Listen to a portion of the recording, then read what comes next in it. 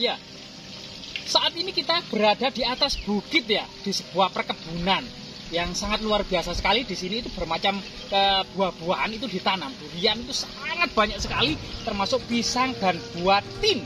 Buah tin itu mulai ditanam yang sangat luas di antara pisang-pisang. Buah kelengkeng juga banyak sekali di sini. Nah, tepat dari sini kita akan bisa menikmati panorama Gunung Welirang dan Gunung Penanggungan ya. Nama kunonya Gunung Pawitra. Sehingga kemudian desa-desa itu terlihat genteng-gentengnya, masjid-masjidnya, rumah-rumah itu terlihat indah dari sini. Jalan-jalannya berkelok-kelok, sungai-sungai, pohon-pohon. Nah, ini semuanya terlihat dari sini dan sungguh indah sekali ini. Nah, ini kalau di sini namanya Dusun Podorejo ya. Nah, ini kemudian ikut Desa Sajen yang sana. Nah, di sana Desa Sajen, kemudian Desa Dusun Trege, Desa Sajen Kecamatan Pacet, Kabupaten Mojokerto ya, Jawa Timur. Di sana itu kelihatannya pacet ya di sana itu. Desa Pacet itu yang ada masjid menara oranye itu. Nah, di situ Pacet. Dan memang sangat indah ya berbukit-bukit ini. Nah, di sini memang desa yang berbukit-bukit di atas gunung ini identik pada masa kuno itu merupakan semacam mandala kadewa guruan atau karesian ya, atau kabuyutan, di mana kemudian banyak para pertapa pada waktu itu. Misalnya di sini kita akan menemukan jejak-jejak umpak batu misalnya di yang pada masa Majapahit, terutama pada masa kuno itu ya, memang area pergunungan terutama dari Gunung Welirang dan Gunung Penanggungan ini merupakan pusat karesian, termasuk pusat kabuyutan, di mana kita akan menemukan banyak sekali situs-situs undang-undang, percandian, altar, persajian maupun gua-gua pertapaan yang cukup banyak. Nah, 1000 bukit itu banyak di sini, berbukit-bukit ya, berbukit-bukit, sehingga waktu itu memang Jepang terutama itu berpikir kemudian untuk membuat sekutu itu bertekuk lutut, terutama kemudian inginnya berlarut-larut pula perang itu dengan pertahanan yang canggih. Dibuatlah gua-gua yang cukup banyak di sini, di area Sendi itu banyak, di bukit-bukit itu gua-gua Jepang itu yang sangat banyak. Karena memang Jepang membayangkan akan terjadi perang yang cukup lama dengan sekutu. Tetapi kemudian ternyata bom atom yang jatuh ke kota Nagasaki dan Hiroshima ini kemudian menjadikan perang telah selesai dalam Perang Dunia II ini.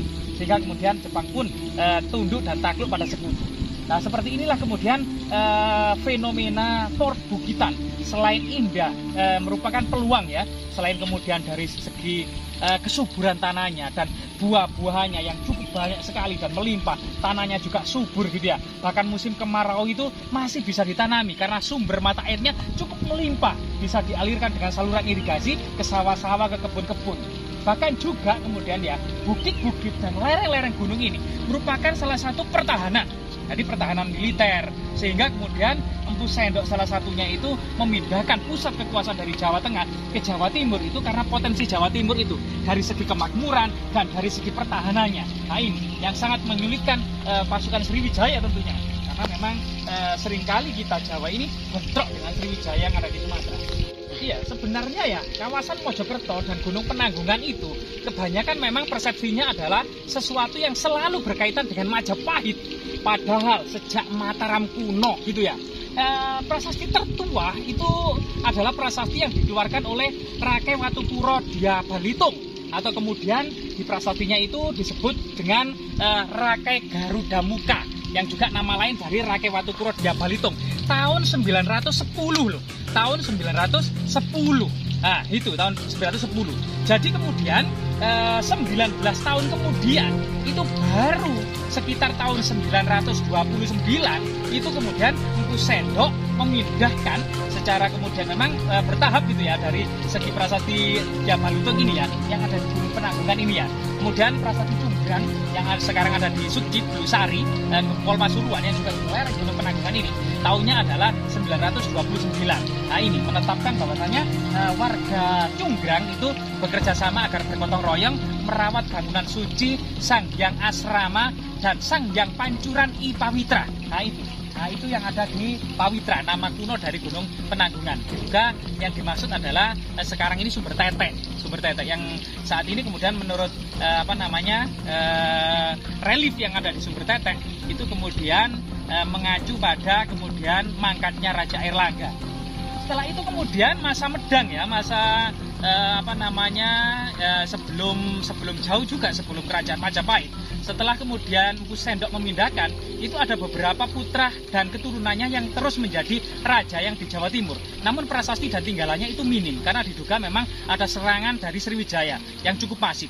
Karena dalam prasasti Pucangan itu dijelaskan bahwasanya setelah Empu Sendok kemudian mangkat, itu digantikan putrinya, yaitu Sri Isana. Sri Isana kemudian memiliki putra namanya Makutawangsawardhana atau cucu dari Empu Sendok ini, dan Makutawangsawardhana ini memiliki putra namanya Dharmawangsa Teguh. Nah, Dharmawangsa Teguh inilah yang kemudian melaksanakan pernikahan atas putrinya yang bernama Dyah Laksmi dengan putra atau pangeran dari Bali yang bernama Airlangga. Tetapi dalam waktu pernikahan ini, kerajaannya itu diserang oleh Raja Wurawari dari Lamrang, yang Blora yang saat ini. Itu kemudian dibakar semua pembesar, dan termasuk Dharmawangsa Teguh itu kemudian mangkat. Sehingga kemudian waktu itu Airlangga dan Narotama, Empu Narotama itu kemudian melarikan diri sampai kemudian di Wonogiri, ya, yang diduga saat ini itu memang di sekitar Petirtaan Jolotundo. Yang diduga memang Petirtaan Jolotundo ini dibangun pada ayahnya Raja Udayana dari Bali. Nah itu kemudian ini masa-masa awal ya, masa-masa kahuripan gitu ya.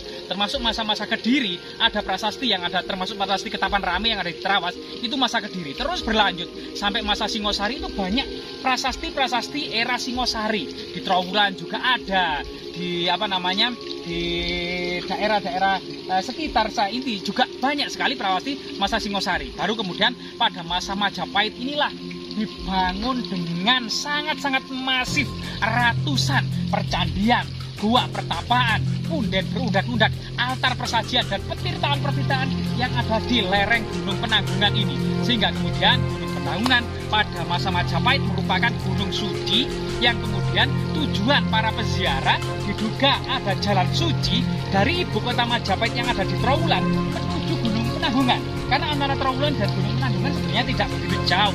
Di situ ada jalan suci namanya Tirta Yatra atau Dharma Yatra menuju Gunung Penanggungan untuk kemudian ini bangsawan muda ya menuntut ilmu di Gunung Penanggungan. Sebelum kemudian ilmunya sudah mumpuni, maka turun gununglah kemudian para bangsawan muda ini kemudian untuk mengabdi kepada kerajaan Majapahit.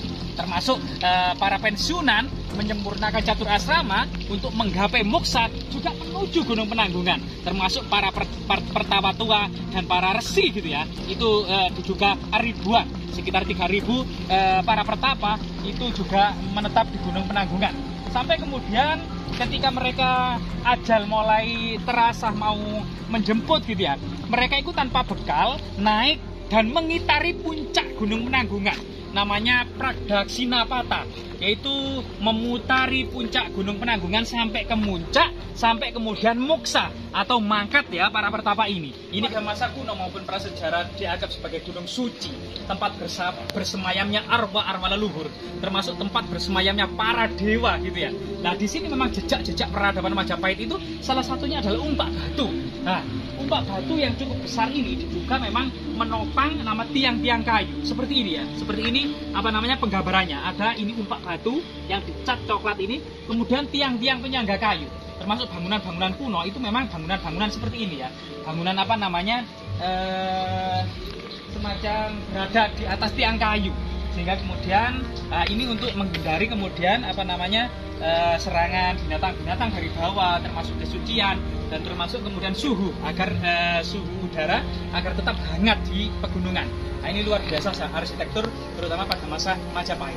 Sehingga kemudian gunung yang seharusnya memang